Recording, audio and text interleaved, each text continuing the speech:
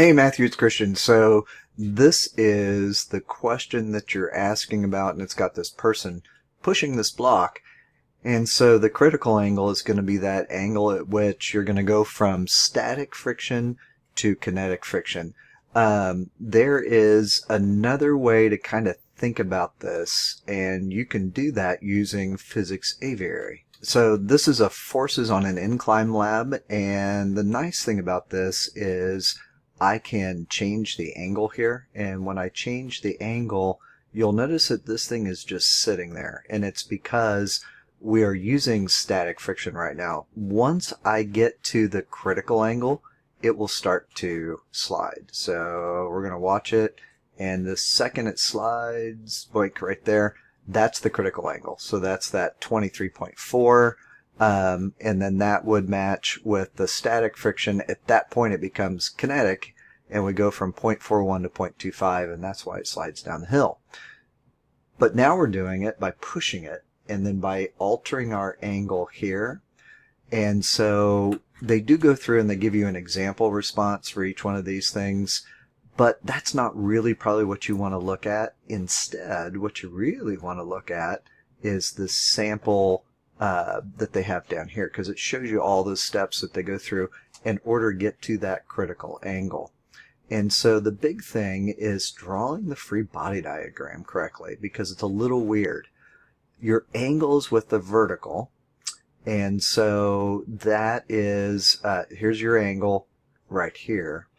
Then what I did is I just extended it down, because we have to make that force start at the dot and come down.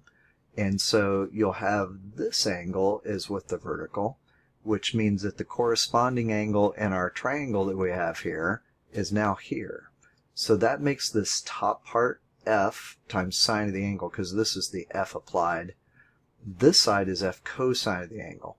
So your normal force is going to be equal to mg plus F cosine of the angle, and your force of static friction is going to be equal to F sine of the angle. And remember, static friction is going to be mu s times Fn. So essentially what they did here is they just said, we know the net force is 0 because it's not going anywhere, it's not accelerating.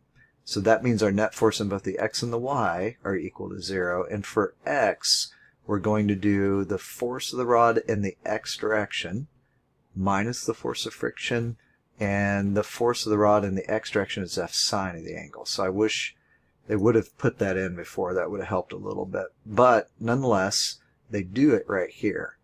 So when you go ahead and you solve for the force on the rod here, we can say the force on the rod in the x direction is the force of friction, which is mu s times Fn, and that is F sine of the angle. So F sine of the angle going one way, but because on the equation sheet, that force can be anything between 0 and the maximum, which is where the critical angle is. That's why you see this less than or equal to sign. We got to do the same thing in the y direction, but the y direction then helps us find the normal force, because we need that normal force in order to plug into the normal force here. So we found the normal force. Remember, F cosine of the angle down, mg down. You add those together, that's equal to the normal force. And now we can plug in the normal force into that guy right there. So we're just going to plug him in, and we get this guy. So now we know that F sine of the angle is equal to mu s times F cosine of the angle plus mg, and there's our equation for that.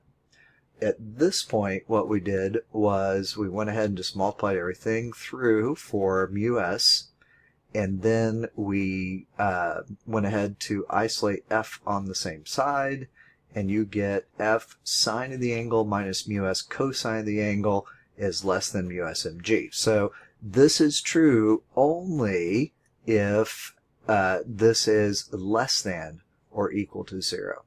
The critical angle is when you have an equal sign. So we've changed the less than or equal to 0 to now equal to. So anything equal to or bigger than that is going to be going to give us that coefficient of kinetic friction. So Now we've got sine of the critical angle minus mu s cosine of the critical angle. So all we did here is we just said this is less than or equal to 0. Notice that we really just need this part of the equation. So we've taken this and we want to find out if it's equal to 0, what that critical angle will be. So now we've got mu s cosine of the critical angle equals sine of the critical angle. You divide the two, that's tangent, and then the inverse tangent of mu s is going to be the critical angle. So 1 point is earned for a graph when you do that next part and you do that graph and you get no acceleration at all because it's not moving. And then the minute that it starts to move, it jerks. So, and you also have to remember that here we're not doing time, and we're not doing we're doing displacement through the angle. And so here you have to have an increasing curve that is concave down from the critical angle all the way up to that 90 degrees. And so you just have to kind of show that. And there should be this discontinuity here, but they did give you points if you made it continuous. So hopefully that helps a little bit, just seeing this and kind of realizing where it comes from here, and the fact that if your force is less than or equal to 0, then this is true. But the minute you make it equal to 0, now we just worry about sine of the critical minus mu s times the sine of the critical. So here we've ignored the force is less than or equal to mu s mg.